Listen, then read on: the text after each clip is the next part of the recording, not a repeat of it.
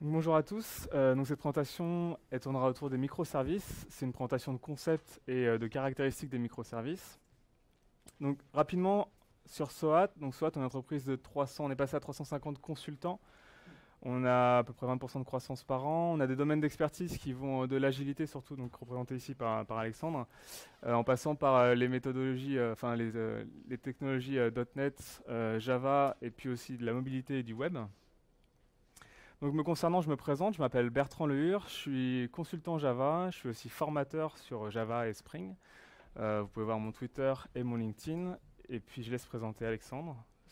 Bonjour à tous, Alexandre Billon, je suis coach agile et lean chez SOAT.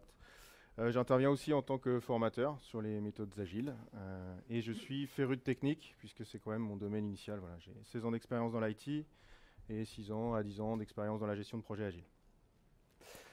Donc la présentation ce matin, elle va concerner les microservices bien sûr, mais on va commencer avec les architectures dites monolithiques, puisque c'est un mot qu'on entend beaucoup. Va commencer d'abord par définir ce que ça pourrait être, ce que c'est tout simplement. On enchaînera ensuite en définissant les microservices. Vous verrez que c'est plutôt un ensemble de caractéristiques plutôt qu'une définition en sens propre. On passera ensuite à l'intégration des microservices, comment découper une application monolithique. Puis on passera sur le déploiement, le monitoring, la mise à l'échelle, donc ce qu'on appelle le scaling, très souvent en anglais. Et puis bien sûr la loi de Conway. Alors on va alterner des présentations dites techniques et puis plutôt organisationnelles. J'interviens sur la partie technique. Alexandre intervient plutôt sur la partie organisationnelle. Ce qu'on ne verra pas ici aujourd'hui, c'est de la présentation de code, de la mise en place d'outils ou du déploiement de microservices. Donc pour commencer avec les architectures dites monolithiques, typiquement une architecture monolithique, ça va être ce que vous connaissez tous. Si on prend du Java, ça va être un gros Tomcat, un gros WebLogic qu'on va faire grossir au fur et à mesure et dont le nombre de lignes de code va enfler au fur et à mesure de la vie du projet. Des années, des différents commits, des différentes features ajoutées. Et on voit bien qu'à l'époque, enfin encore aujourd'hui, on a une application de la modularité, typiquement représentée comme celle-ci. Ça veut dire avec du MVC, une couche de service et une couche d'accès aux données. Dans ce type de monolithe, on va très souvent avoir des réseaux avant, arrière, avec des load balancers en frontal et des bases de données à l'arrière. Ça, c'est ce qu'on a la plupart du temps dans la plupart de nos projets à nous. Donc ces applications monolithiques, elles ont quand même un sacré avantage, c'est qu'à petite échelle, elles ont une bonne efficience. Simplement parce que leur facilité de mise en place, la mise en place est facilitée. Il y a une seule code base, donc tout le monde peut committer sur cette code base. On n'a pas différents repositories qui sont éparpillés un peu partout. On va avoir une efficience à petite échelle. C'est très facile et très rapide de pouvoir démarrer un projet avec un Tomcat, avec une petite application. Et puis bien sûr, la latence, elle est applicative et non pas au niveau du réseau. C'est-à-dire que lorsqu'on va faire des appels au niveau du système, ça va être uniquement à l'intérieur de l'application, ce qui n'est pas le cas, vous verrez, avec les microservices. Les bases de données qui sont derrière, dans ces architectures dites monolithiques, elles ont aussi des avantages. On a une simplicité de mise en place. Mettre un MySQL derrière, c'est assez facile, assez commun. Les requêtes et les jointures sont facilitées. Un seul schéma, un seul déploiement et une efficience à petite échelle. Comme je disais aussi pour les applications, ça va être facile de mettre en place une base de données dite SQL. Le seul problème, c'est les inconvénients de ces architectures dites monolithiques. On a une mauvaise application de la modularité. Vous vous rappelez des schémas de tout à l'heure, très souvent on va commencer à avoir du code métier qui va être réparti dans plusieurs couches, à plusieurs endroits. Les développeurs passant sur le projet, ils ne vont pas forcément écrire tout leur code au bon endroit. On a un temps de build qui est de plus en plus long, parce que l'application grossit, donc le build est de plus en plus long, le déploiement est de plus en plus long. On a un déploiement qui est de plus en plus long, comme je viens de le dire, mais qui va provoquer du downtime ou de la failure de temps en temps. Et on a une mauvaise mise à l'échelle, plus exactement, ça va être du vertical scaling. Donc ça consiste à mettre une application sur un serveur, faire grossir le serveur jusqu'à ce qu'il puisse accepter la charge, jusqu'à la limite. Et ce qu'on va faire après, c'est qu'on va ajouter 1, 2, 3 serveurs avec un load balancer sur le dessus. Au niveau des bases de données, pareil, il y a des inconvénients. Très clairement, c'est le couplage entre l'application et la base de données qui est de plus en plus fort. Changer une base de données, on sait très bien, on nous dit toujours que ça va être possible, mais dans la réalité, ça devient très très très compliqué, étant donné qu'il y a un couplage fort entre les deux. Un mauvais scaling avec une redondance, une application et une base de données qui est de plus en plus difficile à tuner, et le management du schéma qui est de plus en plus compliqué. Alors, notre industrie, dans les 10 à 15 dernières années, elle a évolué de différentes manières, et notamment avec l'intégration continue, qu'on a commencé à voir se répandre au fur et à mesure, et qui est maintenant présent dans énormément de projets et qui est quasiment obligatoire. On a aussi une virtualisation à la demande que nos infras ont mis en place au fur et à mesure du temps. Une automatisation des infrastructures qui est de plus en plus grande, avec des outils qui sont connus de plus en plus comme Chef, comme Puppet, ce genre de choses. Et une mise à l'échelle des systèmes avec un scaling qui est de plus en plus performant. Et ça, c'est arrivé notamment, alors c'était déjà le cas auparavant, mais de manière plus grand public avec tout ce qu'on voit avec les géants du web. Il y a de plus en plus de gens qui surfent sur le web, qui ont des applications mobiles, et donc on a besoin de plus en plus de mettre à disposition de la ressource serveur pour nos utilisateurs, et plus juste pour de la banque ou de la finance. Hop. Et donc en parallèle, on observe une émergence des approches dites domain-driven. On s'intéresse au domaine plus qu'à la technique au démarrage des projets. On commence à mettre en place des équipes de développement pluridisciplinaires avec des équipes multicompétentes, au moins un pool d'experts, experts métiers, business analysts, experts techniques. Donc en parallèle, pour faire face à ce que vient d'expliquer Bertrand, de nouvelles approches méthodologiques émergent. Surtout le domaine driven design qui est assez intéressant dans le cadre des microservices, mais j'y reviendrai un petit peu plus tard. Alors, les microservices, c'est pas un buzzword qui est arrivé comme ça, c'est plutôt une émergence d'un ensemble de pratiques qu'on a pu voir dans l'industrie ces 15 dernières années. Donc c'est pas des microservices, un buzzword sur lequel on a collé un ensemble de choses derrière, c'est vraiment une évolution de notre industrie sur les 15 dernières années qui fait qu'on est arrivé sur les microservices. Alors, au niveau de la presse, comme je vous ai expliqué tout à l'heure, on va dérouler un ensemble de choses, et je vais commencer par vous décrire les microservices. Alors les microservices, il n'y a pas une définition précise, mais comme je disais, c'est un ensemble de caractéristiques. Ça, c'est assez important parce que ce n'est pas quelque chose d'entièrement fini, et c'est plutôt quelque chose qui va s'adapter aux besoins de chacun. Donc un microservice, c'est quoi? C'est une application, c'est petit, et c'est focalisé sur un seul principe. Alors ça vient de quoi? Ça vient du Single Responsibility Principle de Robert C. Martin, notamment qui est un des signataires du Manifeste Agile, qui dit qu'un système, une classe ou une fonction ne devrait pas avoir plus d'une seule raison pour changer. Donc, pour ceux qui s'en rappellent, le Single Responsibility Principle, c'est issu des principes solides qui sont ici. Et si vous avez besoin de vous rappeler ça, vous pouvez directement aller sur Wikipédia. Les autres caractéristiques qu'on peut voir avec les microservices, c'est que c'est des applications qui vont être autonomes. Chaque microservice va être autonome. C'est organisé autour de capacités métiers, et Alexandre en parlera tout à l'heure, mais on n'est plus que sur du projet, on est vraiment orienté métier. Ça veut dire qu'on va faire un microservice qui va être dédié par exemple à la gestion d'un catalogue, à la gestion des utilisateurs, et pas forcément que au niveau technique. Comme je disais, donc produit et non plus projet. Et puis, on va le voir aussi, la grosse différence, c'est qu'on est sur des endpoints dits évolués, en anglais on dit smart endpoints, et des canaux de communication pauvres. Ça fera la grosse différence, notamment avec SOA. On est sur une gouvernance qui est décentralisée, puisque chaque microservice a son propre cycle de vie, a sa propre gestion.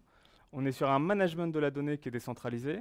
Ça veut dire que chaque microservice a son propre accès à sa donnée, quitte à répliquer la donnée au sein du système d'information s'il le faut. Et on a une automatisation obligatoire de l'infrastructure, puisqu'on va bien comprendre qu'on ne peut pas se permettre d'aller updater à la main chaque microservice de son infrastructure. Et c'est design for failure, pourquoi? Parce qu'un microservice qui échoue ne doit pas faire tomber l'ensemble du système. Ça, on le verra par la suite. Donc les caractéristiques pour terminer sur les microservices. Un microservice doit pouvoir être remplacé de manière indépendante et mis à jour de manière indépendante. Donc ce que je disais, c'est qu'on est produit plutôt que projet.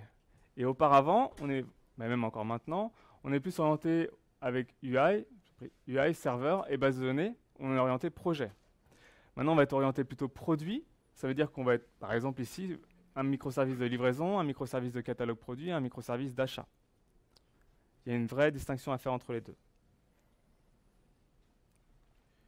Effectivement, au niveau de l'approche organisationnelle, si on veut répondre aux besoins plus métiers, on part initialement d'applications développées en mode projet et puis on va vouloir faire un focus sur la valeur métier. Donc à l'échelle d'une équipe, on va travailler sur un domaine métier en particulier et faire un focus sur ce qui a le plus de valeur et le sortir assez tôt.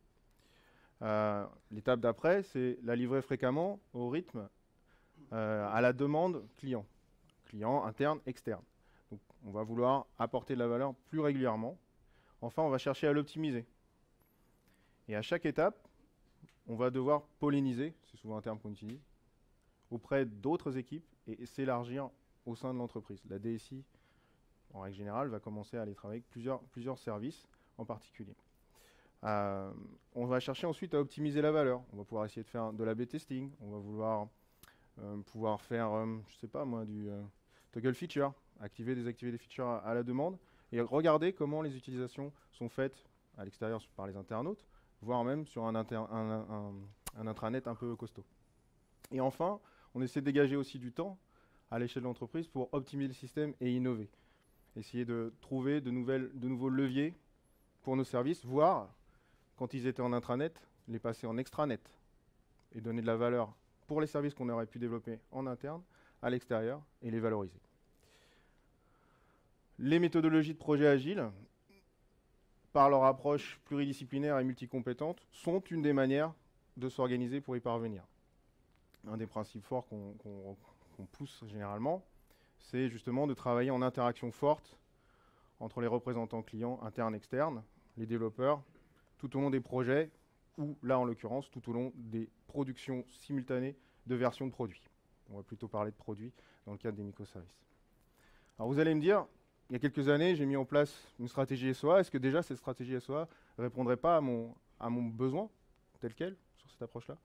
Et là, je vais passer la parole à Bertrand, qui va vous présenter le retour de la vengeance de SOA. La plupart d'entre vous qui connaissent déjà SOA vont peut-être me dire ce qu'il nous présente, en fait, c'est ni plus ni moins que du SOA. Il y a une différence notable entre les microservices et SOA, c'est que contrairement à SOA où on avait des ESB, là on échange sur des canaux de communication pauvres. Ça veut dire qu'il n'y a ni transformation, ni médiation dans la donnée. On va pouvoir faire circuler de la donnée sur des bus, mais on ne passe pas un ESB qui va effectuer la transformation de la donnée. Donc si vous vous rappelez, ça donnait à peu près ce genre de choses, de manière très simpliste. On avait l'ESB qui était au milieu de services, donc l'ESB Enterprise Service Bus, qui pouvait effectuer du parsing sur de la donnée, de la transformation, etc. Le seul problème, c'est qu'au fur et à mesure du temps, que le projet évoluait, ou les projets évoluaient, on se retrouvait ici avec une spaghetti box. C'est-à-dire qu'on avait de plus en plus de code, et pas forcément que du code de transformation de données, mais aussi du code métier. Ça veut dire qu'on pouvait, par exemple, quand on a un catalogue produit et un autre catalogue produit, se dire ces produits-là partent dans celui-ci à condition qu'il se passe quelque chose. Et au final, quand on détectait un bug, c'était très difficile, ou c'est encore difficile, de pouvoir savoir d'où vient exactement ce bug dans le système d'information. Un autre point de vue aussi, celui de Martin Fowler, c'est de dire que SOA serait un grand ensemble avec un ensemble de définitions, et que microservice, ce serait un sous-ensemble de SOA. Donc c'est différents points de vue qu'on peut voir ici. Au niveau de l'évolution des architectures logicielles, si on prend un schéma tout à fait classique, avant on serait sur du spaghetti box, enfin spaghetti orienté d'architecture. Dans les années 2000, on est passé plutôt sur du lasagne, et puis maintenant, au fur et à mesure du temps, on va plus sur du ravioli. Et à chaque fois, c'est what's next. Il y a quelqu'un qui a dit probably pizza orientée architecture. Pour faire plus sérieux, pré-SOA, on était sur quelque chose qui était fortement couplé, avec des applications fortement monolithiques. On est passé dans les années 2000 avec du SOA avec un faible couplage. Et puis plus on va vers les années 2010, plus on passe vers du complètement découplé avec les microservices. Et donc, si on essaye de faire le parallèle avec l'évolution organisationnelle ou méthodologique, on se rend compte qu'on passe des années 90 aux années 2010 sur des étapes similaires, où on va, dans les années 90, travailler plutôt dans des modes cascades avec des équipes en silo sur leurs domaines respectifs. On est orienté plutôt plan, on a des produits à livrer, etc. Et petit à petit, on a envie de livrer de la valeur et on change d'approche sur notre triangle de fer de gestion des projets. C'est-à-dire qu'on va leur sortir de la valeur tôt. On commence à faire travailler les équipes ensemble. Aux alentours des années 2000, Martin Fowler et un certain nombre de ses collègues dans le domaine technique et méthodologique se sont réunis et ont publié le manifeste Agile qui préconise un travail avec des fortes interactions entre les équipes. Là, on voit qu'ils n'étaient pas aussi pluridisciplinaires qu'ici. Et commencent à collaborer pour sortir plus vite des produits. On a clairement aussi une évolution que j'ai essayé de représenter ici avec un paragraphe de la complexité des systèmes d'information. Auparavant, on vous demandait de sortir plus des applications monolithiques, peut-être en client lourd, et petit à petit, on cherche à distribuer tous ces services. Donc la complexité augmentant, on va se focaliser sur la valeur beaucoup plus que sur le plan en disant ok, on sort plus un produit avec toutes ces fonctionnalités comme cette télécommande par exemple et tous les boutons que je n'utilise pas forcément. Et puis on va passer progressivement sur des systèmes distribués et ça a un impact direct sur la manière dont les équipes s'organisent. Dans les années 2000, le manifeste agile sort, un certain nombre de bonnes pratiques, toutes sont issues, comme un peu les microservices, de pratiques de terrain. Ce sont des pratiques empiriques, ce n'est pas une méthode dogmatique, c'est un ensemble de bonnes pratiques collectées par les développeurs, Martin Fowler, pour ne citer que lui, mais il y en a beaucoup d'autres, Grady et Bush aussi ont collaboré, enfin bref. Tous ces grands acteurs du développement logiciel se sont réunis en se disant ok, on a des bonnes pratiques métiers, on a des bonnes pratiques techniques, comment on les rassemble? Et globalement, chez certains acteurs du marché, notamment les plus gros aujourd'hui, comme Google, comme Netflix, comme Facebook ou Spotify, dont j'ai extrait l'exemple en bas à droite, qui sont eux natives par rapport aux années 2000, ce sont des entreprises qui sont tombées dedans quand elles étaient petites, qui sont mises à faire de l'agile tout de suite. On travaille en mode itératif, avec des sprints, où on livre souvent. On a de moins en moins une décision verticale, où là, pour le coup, aujourd'hui chez Spotify, par exemple, les équipes d'infrastructure fournissent les services aux autres équipes pour livrer, mais c'est plus elles qui livrent. C'est directement les équipes applicatives qui décident, j'ai une nouvelle feature, elle est validée, ok, ça peut partir, ça part. Donc on est passé de quelque chose où on livrait une grosse release ou un gros produit d'un coup à on livre très souvent plein de nouvelles fonctionnalités à valeur ajoutée. Les méthodes agiles nous ont aidés pour aller vers ça. Maintenant, je vais vous repasser la parole à Bertrand qui va nous parler des problèmes d'intégration et de tout ce qui concerne l'intégration au niveau microservices. Donc l'intégration des microservices entre eux. Alors il y a plusieurs bonnes pratiques, je vais vous en donner 3. Typiquement, la première, c'est de garder une API et technologie agnostique. Vous ne devez pas avoir une API qui est dédiée avec une technologie particulière. Pourquoi? Parce que si on commence à garder une empreinte liée à sa technologie, on risque d'avoir des problèmes d'évolution dans le temps, et on évolue tellement vite au niveau du marché actuellement que vous allez bloquer l'intégralité de votre système d'information, l'intégralité de votre architecture. La deuxième bonne pratique, ce serait de garder le service le plus simple possible. Il est hors de question d'envoyer une documentation à des développeurs qui sont consommateurs d'un microservice et qui auraient besoin d'1 ou 2 mois pour comprendre comment fonctionne le microservice. Donc là, on parle du principe de KISS, alors pas le groupe de rock, bien sûr, ça c'est pour les plus vieux. Pour moi. Mais bien sûr du principe KISS, Keep It Simple Stupid. Il y a un ensemble d'autres définitions qui sont tout aussi valables et qui sont tout aussi intéressantes. La troisième bonne pratique, c'est cacher le détail de l'implémentation. Chaque microservice a son propre cycle de vie, fonctionne de sa propre manière, et quelqu'un qui consomme un microservice ne va pas savoir comment fonctionne l'implémentation, ni le système de persistance derrière, ça ne le regarde pas. Pourquoi? Parce que s'il passe derrière l'interface et qu'il tape directement dans l'implémentation, vous allez créer un couplage fort et vous allez bloquer plusieurs microservices entre eux. Au niveau communication entre les microservices, on peut penser à RPC, par exemple. C'est pas forcément recommandé. Pourquoi? Parce qu'on abstrait l'appel distant. Les développeurs vont faire un appel avec du RPC, ils vont pas forcément voir que c'est un appel distant. On peut avoir des problématiques au fur et à mesure. Et puis aussi, par exemple, si on prend Java RMI, on va se bloquer avec une plateforme donnée. Si vous avez besoin d'utiliser différentes technologies et que vous êtes bloqué avec du Java RMI, vous allez devoir mettre du Java partout. C'est plutôt par exemple recommandé d'utiliser du Swift ou des protocoles buffer pour pouvoir utiliser du RPC. Ce qui est le plus utilisé actuellement, c'est bien sûr du REST. Donc, pour ceux qui ne connaissent pas, c'est un style d'architecture créé aux alentours des années 2000. Ce n'est pas un protocole, un format ou un standard, mais c'est bien quelque chose qui prône une approche sans état, donc dit stateless, et qui est basé sur les méthodes HTTP.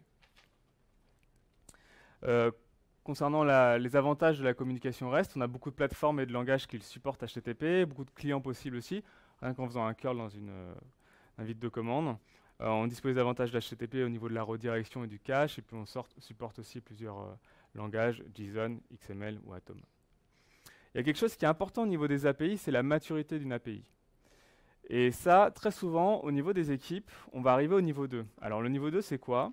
C'est qu'on a plusieurs URI et plusieurs verbes. C'est-à-dire que sur une ressource qu'on va requêter, on va avoir du get, du post, du put ou du delete. Ça, c'est le niveau 2, c'est ce que font la plupart des gens. Et il faut plutôt essayer d'aller encore au niveau au-dessus, c'est le niveau hypermédia qu'on appelle aussi 8OAS. 8OAS hypermédia, ça correspond à quoi? C'est lorsqu'on va faire une requête, par exemple, sur une ressource. dans la réponse de cette ressource-là, on va avoir un ensemble de liens qui vous permettent de vous expliquer comment utiliser cette ressource. Je vous invite à regarder comment fonctionne Hypermedia ou 8OAS. Mais par exemple, si je fais une requête sur un user sur Twitter, à la réponse du user Twitter, je vais par exemple avoir un lien qui m'indique comment récupérer l'intégralité des tweets de cet utilisateur. Et donc, la maturité des API est issue du Richardson Maturity Model. Et donc, c'est ce que je vous expliquais. Hypermedia est vers le Glory of REST. Au niveau des communications, là, on a parlé de quelque chose d'asynchrone, mais vous comprenez bien qu'il va falloir se diriger de plus en plus vers quelque chose d'asynchrone, notamment avec l'event-based communication et aller vers de l'event sourcing. Donc, ce qui se passe, c'est qu'on va publier des messages sur un bus d'événements et les microservices vont s'abonner à ce bus de messages pour réceptionner les événements. De manière à ce que s'il y a un problème après la diffusion d'un message sur le bus d'événements, le microservice, s'il crash, il puisse récupérer les événements par la suite, plus tard, lorsqu'il est remonté. Notamment dans les outils, il y a RabbitMQ qui est très connu pour ça et qui est de plus en plus utilisé dans les architectures dites microservices. Au niveau du versionning, le versionning est bien sûr obligatoire entre les différents microservices et les différentes API des microservices. Pour ça, on va utiliser très souvent Semver, donc Semantic Versioning, que vous devez connaître pour la plupart d'entre vous, qui représente majeur, mineur et correctif, donc 1.2.3.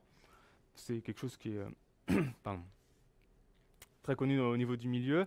Il y a une autre façon de voir aussi, ce serait de faire Breaking Feature Fix. Donc ici, vous avez un changement au niveau de version, mais vous avez un changement au niveau du produit. Dans le deuxième numéro, vous êtes plutôt dans l'ajout de feature, et dans le troisième numéro, vous êtes uniquement dans le fixe. Et si vous avez besoin, quelque chose pour vous en rappeler, vous pouvez utiliser Best Friend Forever, si vous avez une fille. BFF, en fait, elles sont toutes là. Oh, it's my BFF. Donc, Breaking Feature Fix. Voilà. On fait ce qu'on peut pour s'en rappeler. On passe au découpage des monolithes, parce que découper un monolithe, c'est quelque chose de naturel. D'ailleurs, si on regarde la plupart du temps, ce qui est recommandé sur le marché, et notamment des gens qui ont déjà mis de manière plus massive les microservices en place, et notamment du point de vue de Martin Fowler, c'est pas déconnant de commencer par des monolithes. Pourquoi? Parce que ce que je vous disais tout à l'heure, c'est que les monolithes ont une efficience à petite échelle. Donc si vous avez besoin de commencer un projet, c'est normal que vous commencez avec une application standard et que par la suite, quand elle commence à grossir, on se pose des questions pour savoir comment est-ce qu'on la découpe. Typiquement, les gens qui commencent directement par des microservices ont moins la capacité à identifier comment ils vont pouvoir découper leur application pour faire des microservices. Donc pour ça, il vaut mieux y aller étape par étape et définir les raisons du changement qui vous poussent à découper votre application. Donc plusieurs raisons que vous pouvez déterminer. Typiquement, votre application va avoir de gros changements à subir. Vous avez une grosse application monolithique, 300 000 lignes de code, vous ne savez plus comment faire. Vous allez dire, bon, là on va poser à plat un ensemble de features, peut-être que c'est le moment de découper un microservice. L'autre façon de faire serait de dire, bah voilà, j'ai une structure d'équipe qui est en multi-office, j'ai une équipe à Pékin, une équipe à Tokyo, une équipe à Paris ou une équipe à San Francisco. Chacun, je leur dédie une partie de l'applicatif à effectuer. Ça pourrait être aussi au niveau de la sécurité. On considère qu'on a des données sensibles au sein de notre système d'information et on va mettre une partie de la donnée derrière une API pour pouvoir utiliser un ensemble de règles métiers de manière à ce que tout le monde ne puisse pas accéder à la base de données, par exemple. Et bien sûr, il y a la technologie. On peut estimer que certains langages sont plus efficients dans des types de projets que d'autres. On pourrait très bien utiliser du Scala, par exemple, pour faire des applications dites réactives. Utiliser certains langages fonctionnels, Erlang, par exemple, pour faire plus de messaging. Et donc, utiliser des données qui sont, des langages qui sont plus adaptés au traitement que vous voulez effectuer. Alors, pour pouvoir découper des microservices, vous avez deux grosses possibilités. La première, c'est ce dont parlait Alexandre tout à l'heure, c'est Domain Driven Design. On va pouvoir utiliser les Bounded Contexts, donc c'est les contextes bornés en français. Je vais vous mettre la traduction, je ne sais pas si c'est efficient. C'est des regroupements en blocs fonctionnels. Ce qu'on va faire, c'est au sein de notre application existante, déterminer quelles sont les fonctionnalités qu'on va pouvoir regrouper entre elles et découper par la suite notre application en fonction de ces fonctionnalités-là, via les Bounded Contexts. La deuxième façon de faire, ce serait d'utiliser ce qu'on appelle les SIEMs. Donc c'est un concept qui est issu du livre de Michael Feathers, qui s'appelle Working Effectively with Legacy Code, que je vous conseille. Alors qu'est-ce que c'est que les SIEMs?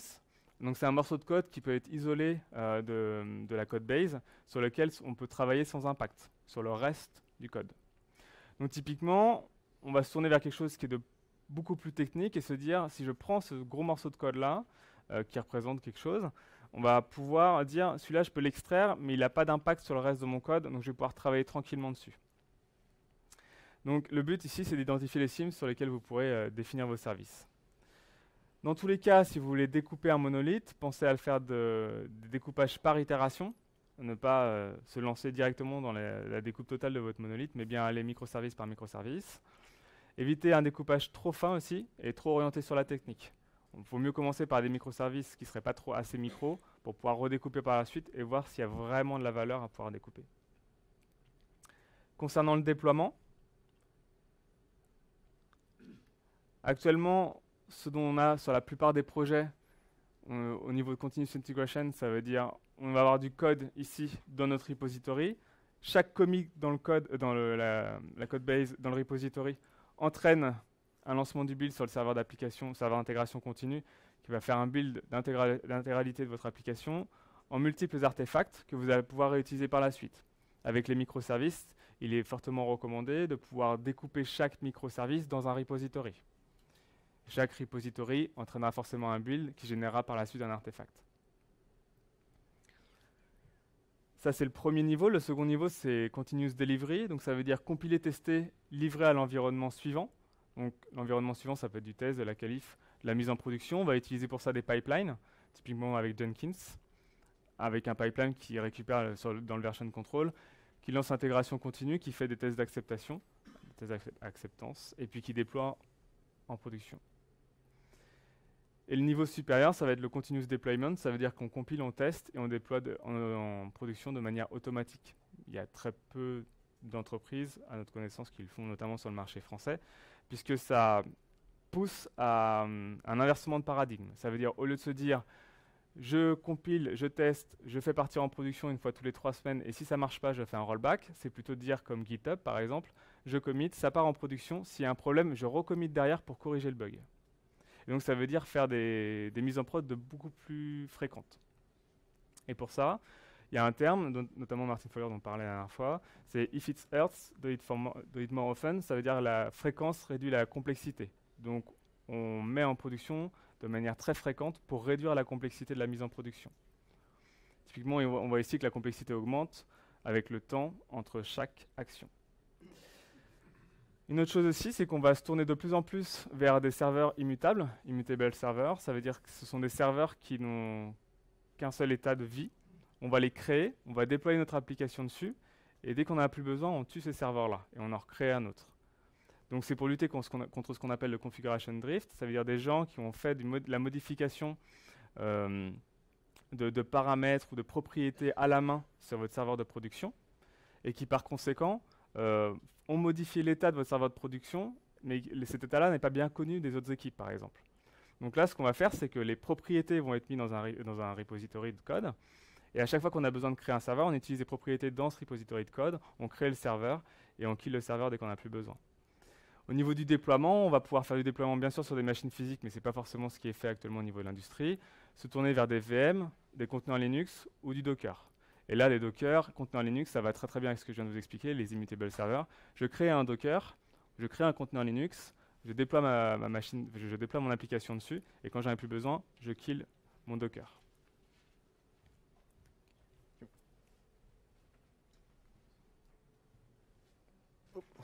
Et donc, que nous apporte l'intégration continue? Le respect de la livraison fréquente de valeur. On va livrer fréquemment de la valeur à nos utilisateurs sur des cycles courts. On livre un logiciel opérationnel, testé. Parce que sans intégration continue, c'est probablement ça qui se passe. Voilà, je voudrais tester. Oui, c'est fait. J'arrive pas à construire. Ah tiens, j'ai peut-être oublié de committer. Ça, c'est la base avant de passer à l'intégration continue. On n'arrive pas à avoir un build stable, ne serait-ce que parce qu'on a oublié de fournir les dernières versions de son codage. Parce que sur son poste, ça marche, mais pas sur le poste de la personne qui teste. Voilà. Donc le continuous deployment, c'est l'étape d'après. Si vous êtes déjà passé par la phase intégration continue qu'a détaillé Bertrand, avant, vous aviez une répartition en équipe avec des responsabilités un peu séparées. Je fais mon dev, je passe à la QA test. Bon, là, j'ai pas mis les allers-retours. J'ai mis que des allers sur le schéma de gauche. Je teste, ok, c'est à peu près bon, j'envoie à l'équipe de prod, je livre. Responsabilité séparée. Continuous deployment, les responsabilités sont communes et collectives à l'ensemble des équipes. J'ai fait un commit, si mes tests automatiques passent, potentiellement ça part, voire même ça part en prod. Donc si vous n'avez pas des stratégies fortes, soit de rollback, soit pour recommitter derrière un correctif assez vite, vous êtes en difficulté. Donc ça demande un certain nombre d'étapes. Les méthodes agiles peuvent nous aider dans cette mise en œuvre. Déjà, vous mettez en place des équipes plus pluridisciplinaires. Vous cassez les silos entre les équipes. Vous leur demandez de collaborer sur l'approche par les tests. Vous avez des DevOps qui viennent vous aider à faire le monitoring et le déploiement. Et vous pouvez enfin arriver sur ce cercle vertueux qui vous permet d'apporter fréquemment et facilement de la valeur testée. Voilà. Dans le continuous deployment, on passe aussi sur des approches Kanban lean, c'est-à-dire qu'on va tirer le flux. C'est les développeurs qui vont aller tirer le flux de travail. C'est-à-dire, ça y est, j'ai fini, c'est parti en prod, c'est bon, qu'est-ce que je peux faire next, qu'est-ce qui a de la valeur? Plutôt que pousser. Je suis business analyst, j'ai envie de pousser de nouvelles fonctionnalités. Non, elles vont arriver quand j'aurai tiré mon flux, par rapport à une valeur métier forte. Donc on travaille en flux tiré. Et on donne une vision d'ensemble sur le flux de travail. Avant, on a séparé les responsabilités, QA, Dev, Prod ou Infra. Prenez le terme qui correspond à votre contexte. Là, tout le monde partage collectivement la responsabilité d'un problème éventuellement en production, mais aussi la réussite. C'est une réussite d'ensemble quand on livre, une réussite d'équipe. Voilà. Comme l'expliquait tout à l'heure, Bertrand, sur son schéma, augmentons la fréquence pour réduire la complexité. J'ai repris un schéma que j'aime bien de Kniberg, qui nous rappelle les choses sur ce qu'on appelle souvent des paquebots, là, un peu en haut, où on va aller récolter un ensemble de besoins, coder, tester, et puis on a un paquebot qui va partir, et là, c'est dur, parce qu'il ne faut rien oublier, sinon ça ne part pas. Le configuration drift, dont tu parlais tout à l'heure, nous permet ici de préparer à l'avance ce qu'on va devoir livrer. Bon.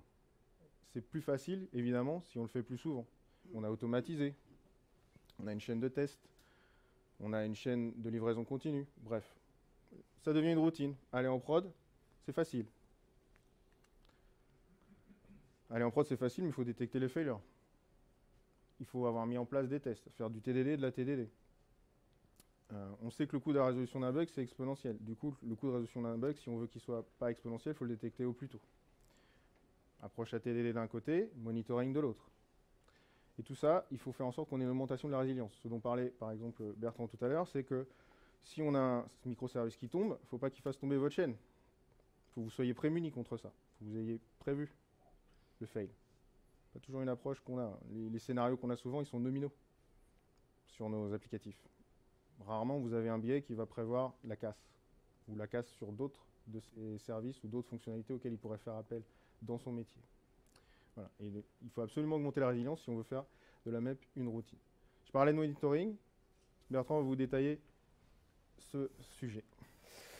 Alors concernant le monitoring sur les microservices, il est plus obligatoire, il est absolument obligatoire. Pourquoi? Parce que si on a besoin de faire du monitoring un par un en allant sur les serveurs pour voir ce qui se passe, c'est pas possible.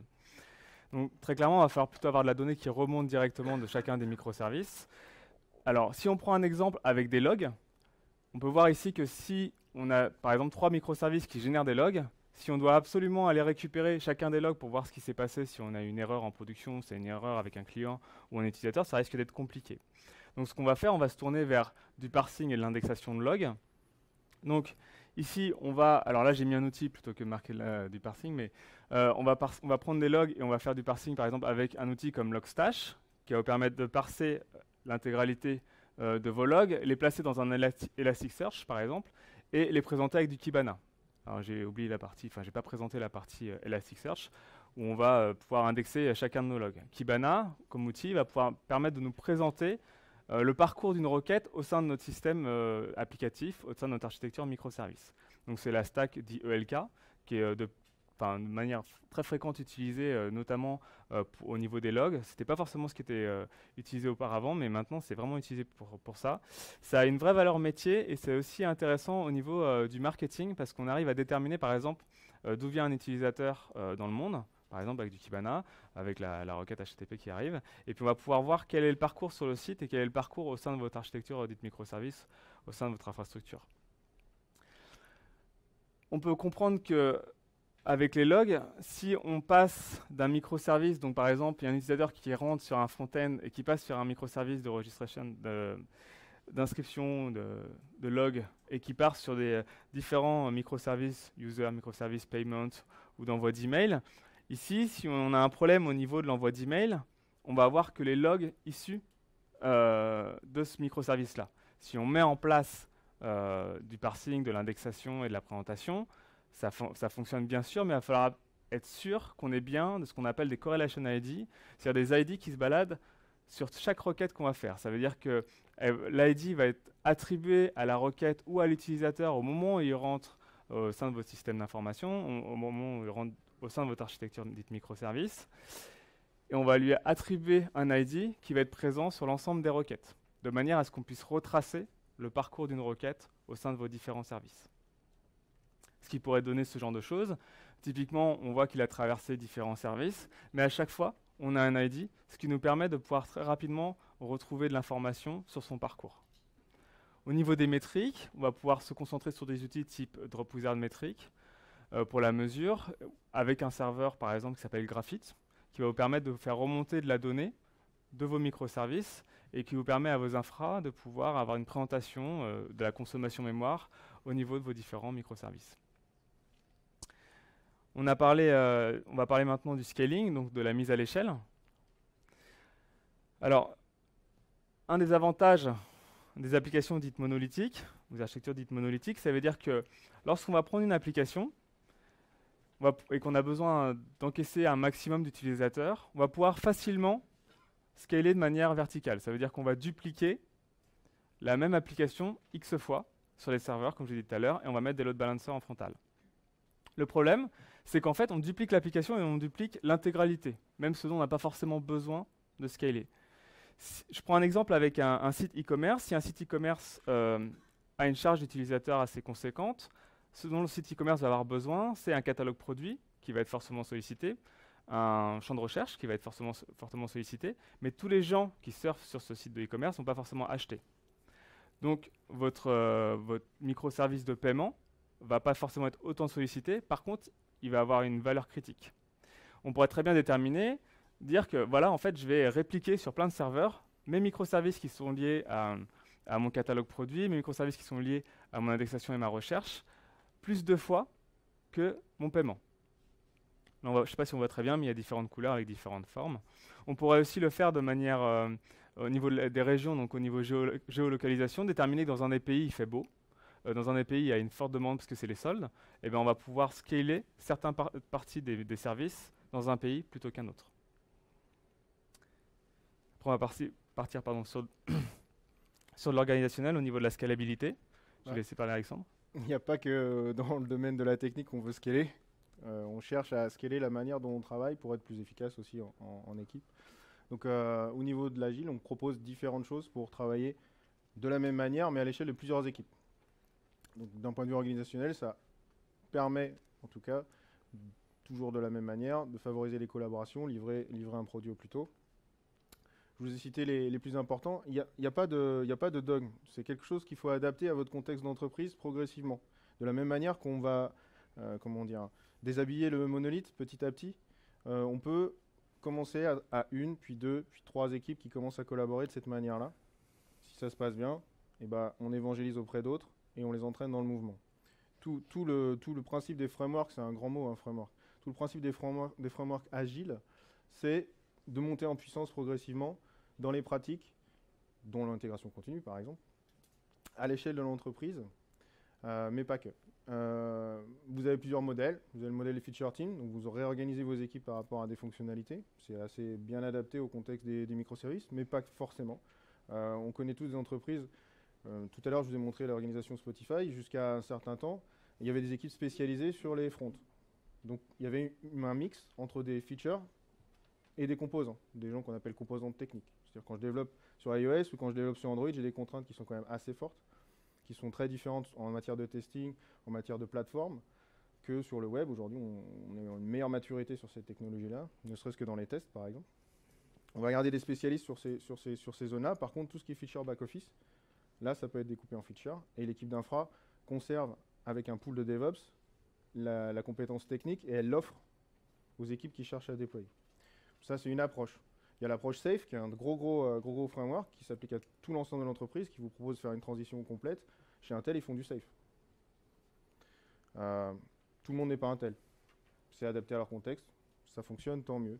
Il y a d'autres frameworks, c'est assez intéressant de voir que les frameworks qui sont proposés là sont proposés par les mêmes que ceux qui parlent des microservices. Craig Lehrman, vous allez retrouver un certain nombre d'intervenants du manifeste agile, un certain nombre d'intervenants au niveau des microservices. Donc il les adapte en fonction des évolutions technologiques. C'est une réponse à l'évolution technologique aussi, l'agilité. Il ne faut pas oublier que les moteurs sont souvent des gens du domaine technique. Voilà. À nous de piocher la méthode la plus adaptée à vos contextes d'entreprise. Et maintenant, il faut livrer.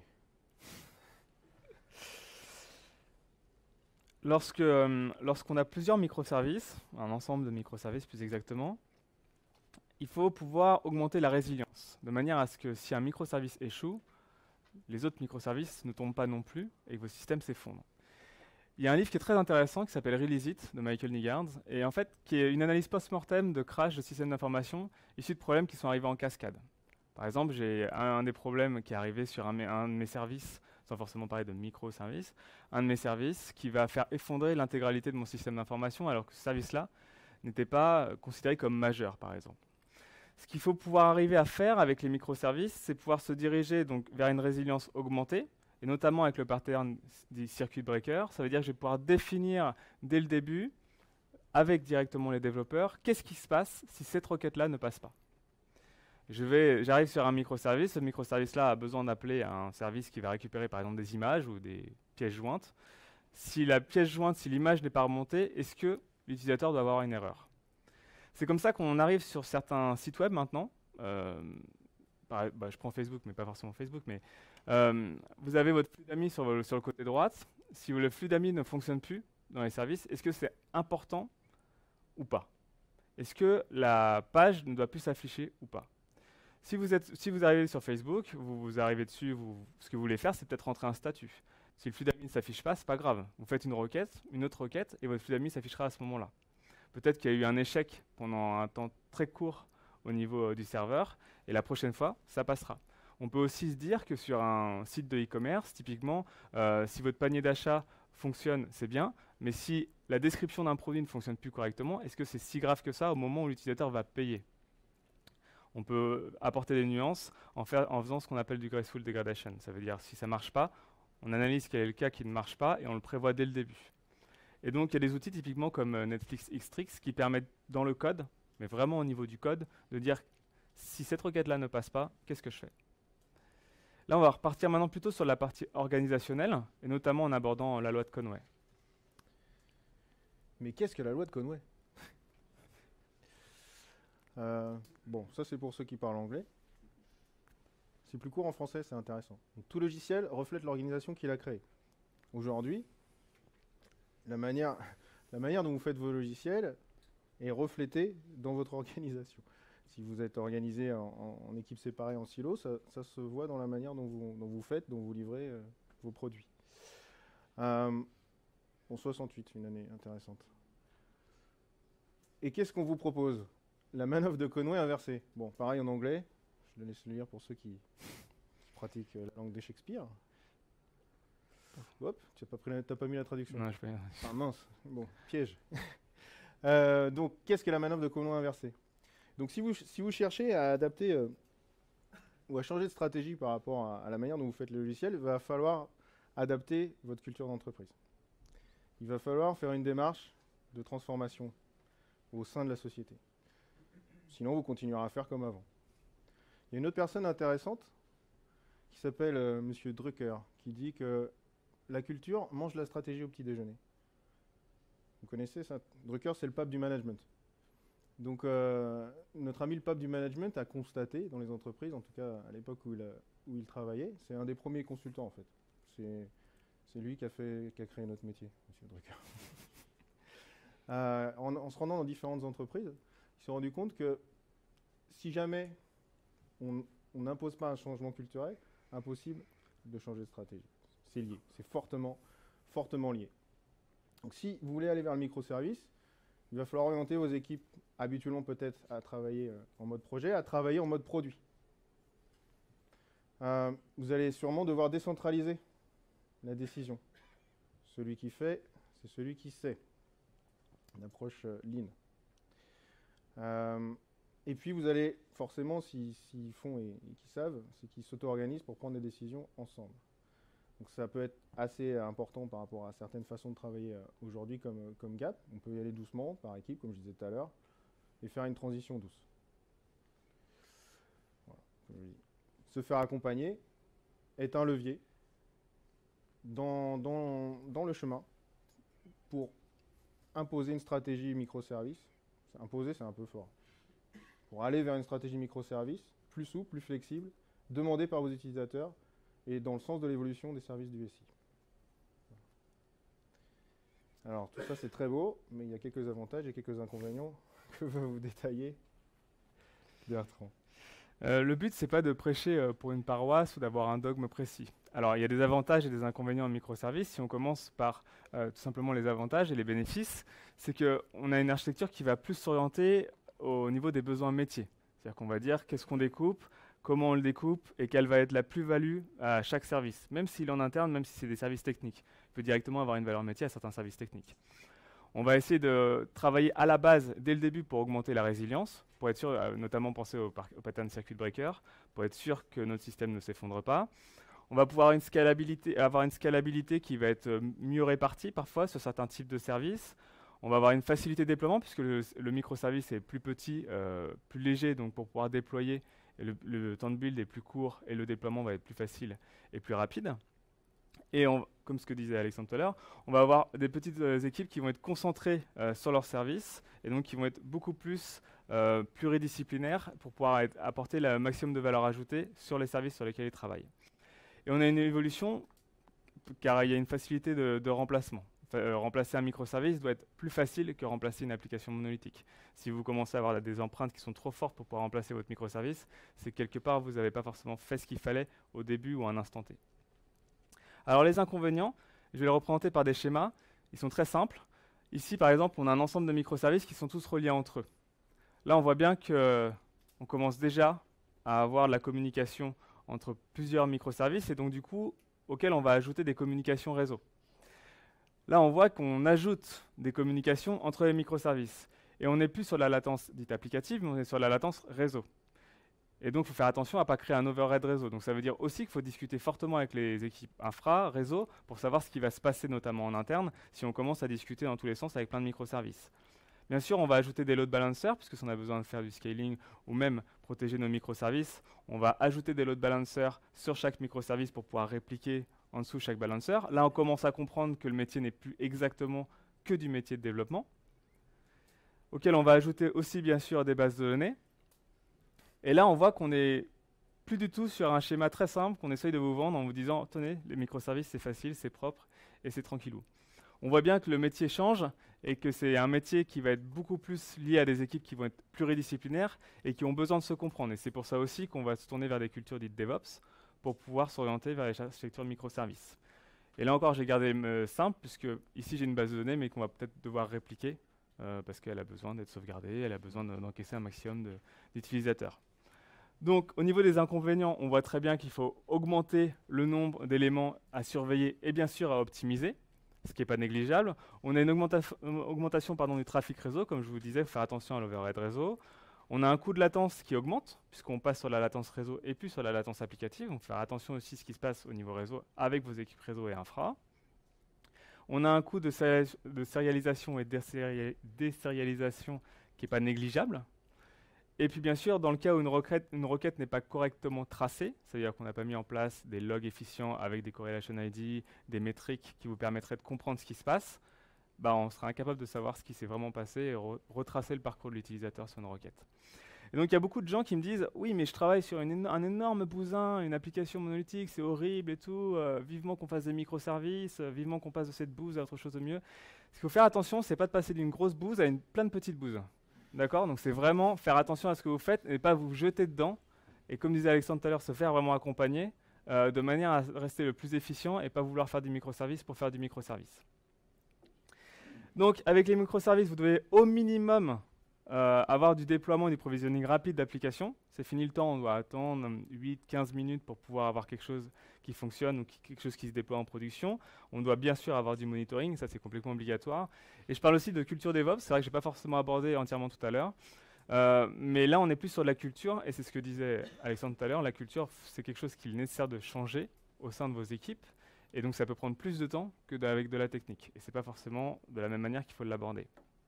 Bien sûr, avec les microservices, vous devez aussi avoir des logs efficaces pour les transactions de métier. Dans certains cas, on perd le transactionnel, donc il faut bien sûr avoir des logs qui permettent de comprendre ce qui s'est passé si une requête au niveau métier ne passe pas correctement. On se tourne vers du continuous delivery. On a des équipes qui sont centrées sur le produit et non plus sur le projet, comme je disais tout à l'heure. On passe sur des développeurs qui sont multi-environnements. Si on n'est que développeur Java, il faut comprendre que dans notre tête, il faut faire l'effort de comprendre ce qui se passe dans les équipes d'à côté et comprendre aussi ce qu'ils font. C'est fini le temps où je disais, moi je suis développeur Java, je reste dans mon équipe back-end et je ne parle pas aux autres, ils se débrouillent. Il y a des anti-patterns avec les microservices que je peux vous citer. Le premier, ça va être le méga-service. Donc c'est celui où on a commencé à créer un microservice puis il devient tellement énorme qu'en fait il devient une application à part entière. Il a trop de responsabilités différentes, donc le changement est très très compliqué. Et donc on retombe sur les mêmes problématiques avec l'architecture et applications dites monolithiques. Et puis bien sûr, on augmente le nombre de dépendances avec ces services. Ça va être des classes métiers, ça va être des librairies. L'autre anti-pattern, ça va être le partage de persistance. Comme je disais tout à l'heure, chaque microservice a sa propre persistance, propre système de persistance et sa propre gestion de la donnée. Si un microservice accède par l'implémentation pour pouvoir avoir accès à la donnée, directement on va créer un couplage fort, et notamment un couplage invisible, c'est-à-dire un développeur qui a bossé sur un autre microservice ne va pas comprendre ce qui se passe et l'ensemble peut s'effondrer.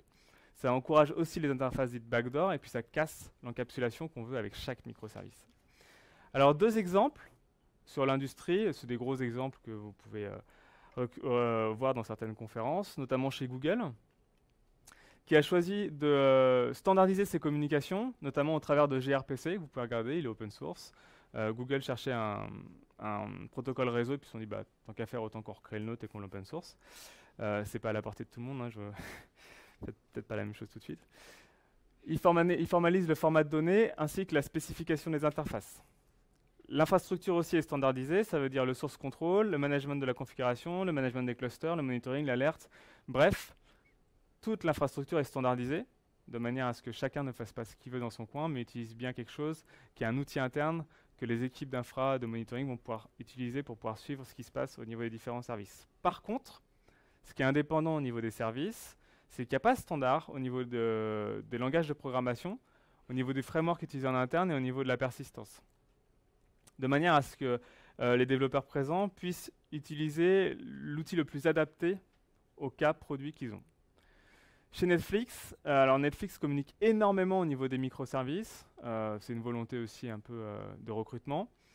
Alors Netflix, si vous prenez le bouquin de Nassim Nicolas Taleb, je ne sais pas si vous connaissez cet auteur-là, il a écrit un bouquin qui s'appelle Antifragile et qui dit qu'il y a de la bonne chose dans le chaos, dans l'anarchie. Et en fait, c'est un peu à l'image de ce que fait Netflix avec le Chaos Monkey, je ne sais pas si vous connaissez. Mais Netflix est basé sur Amazon Web Services. Et donc Amazon Web Services est entièrement basé sur AWS. Et donc Amazon, le CTO d'Amazon déjà a une parole très forte, c'est si vous venez chez nous, on ne vous promet pas les fameux 5.9 au niveau du temps d'indisponibilité, mais on vous dit par contre ça va tomber. Ah bon, ça va tomber? Bien sûr, ça va tomber, c'est sûr et certain. Par contre, c'est savoir quand. Et donc ce qu'il faut faire, ce qu'il faut que vous fassiez en tant qu'utilisateur, c'est prendre en compte le cas où ça tombe.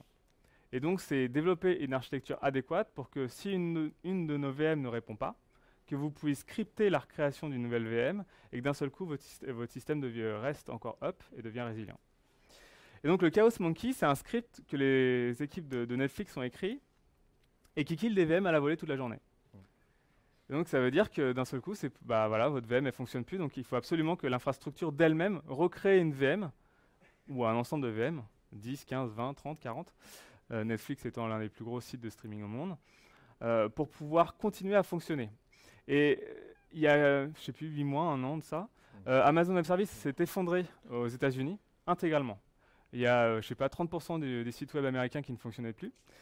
dont Snapchat typiquement. Alors c'est une application, on aime ou on n'aime pas, mais elle a quand même beaucoup d'utilisateurs. Et Netflix est toujours resté up. Et en fait, c'est parce que Netflix, quand les clusters et donc les data centers d'Amazon ont commencé à s'effondrer, ils ont commencé à voir ça, et ça a créé automatiquement des nouvelles VM en Asie, au Japon, et en Europe, en Irlande. Et donc, instantanément, tout s'est recréé ailleurs, comme une sorte de mutation, comme ça.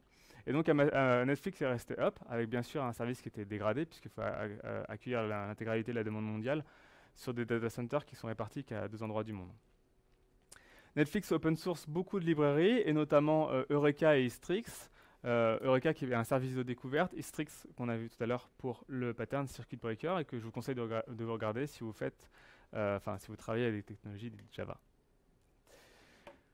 Chez SWAT, on a référencé plusieurs cas d'utilisation qui peuvent s'appliquer plutôt au marché français et plutôt à vos problématiques à vous. Notamment, le premier, c'est la stratégie de désendettement technique. Ça veut dire qu'on a une application qui est fortement endettée techniquement, et donc on va vouloir la découper pour pouvoir désendetter une partie du code. Une partie de l'applicatif. Ça, c'est ce qu'on retrouve chez nos clients. Pour pouvoir aussi réduire le time to market, et puis bien sûr pour augmenter la maîtrise du SI. Donc ça, c'est une des stratégies, un des cas d'utilisation qu'on remarque notamment chez nos clients. Un autre cas d'utilisation, ça va être ce que moi j'avais appelé un peu connecteur, je ne savais pas trop comment le nommer, mais en gros, si on a une multiplication de sources d'informations internes et externes, donc là j'ai pris un exemple, alors c'est pas forcément ce qu'on a fait nous chez eux, mais c'est parce que c'est un exemple qui parle à tout le monde. Voyage SNCF vend des billets de train, mais propose aussi dernièrement de la réservation, enfin plutôt de la recherche d'appartements. Il propose aussi des hôtels, tout un ensemble de services. Et par exemple, vous avez une application et vous allez devoir contacter un ensemble de services qui vont être à l'extérieur. Et donc, vous allez mettre un microservice en face de chaque service à l'extérieur de manière à un peu protéger votre application intérieure. Et de manière à ce que si un de vos fournisseurs extérieurs modifie un paramètre de sa donnée, un paramètre de son API, que vous n'ayez pas un énorme travail à faire au sein de votre application, mais que ce soit isolé à un microservice qui fournisse de la donnée de manière définie au sein de votre système d'information. Le dernier cas qu'on peut voir aussi, c'est la multiplication des services. Typiquement, on va avoir une grosse application monolithique qu'on va découper. Typiquement, on a une partie de cette application qui faisait de l'encodage de vidéo. Vous uploadez une vidéo et l'encode au format FLV, au format MP4, tout ce que vous voulez. Et en fait, ce service-là va être isolé et va être proposé en mode SaaS, ou en mode PaaS, par la suite, à des sociétés externes, et donc du coup on augmente la valeur du SI. Et donc on arrive sur plutôt une facturation à la requête, donc avec du cloud, typiquement. Et on ouvre ces services vers l'extérieur, certains de ces services, pas tous, mais en partie. Et donc du coup, avec quelque chose qui avait déjà été bossé en interne, sur lequel on avait déjà travaillé en interne, on va pouvoir le remettre à l'extérieur pour recréer de la valeur et générer du chiffre d'affaires. Pour terminer cette présentation, on a un ensemble de conseils. Alors déjà, on peut voir que les microservices apportent un avantage au niveau organisationnel, ou tout du moins ils vont vous pousser à vous poser des questions sur la structuration de vos équipes, la structuration organisationnelle de vos équipes. On a un avantage au niveau technique. Attention tout de même à la complexité des microservices, et je vous l'ai montré tout à l'heure. Et le fait qu'on est sur une approche qui est clairement pluridisciplinaire au sein de vos équipes. Et bien sûr, on va pouvoir augmenter le delivery. Mais par contre, comme je disais, attention à la complexité qui sont liées aux microservices, au niveau de maturité de vos équipes. Et ce qu'on peut vous conseiller, c'est de commencer par un ou deux microservices pour dimensionner le risque, gérer un périmètre de travail, faire monter en compétence les équipes avec un premier microservice, et puis ensuite, bien sûr, ajuster le niveau de granularité par la suite. Voilà ce qu'on peut vous conseiller sur les microservices.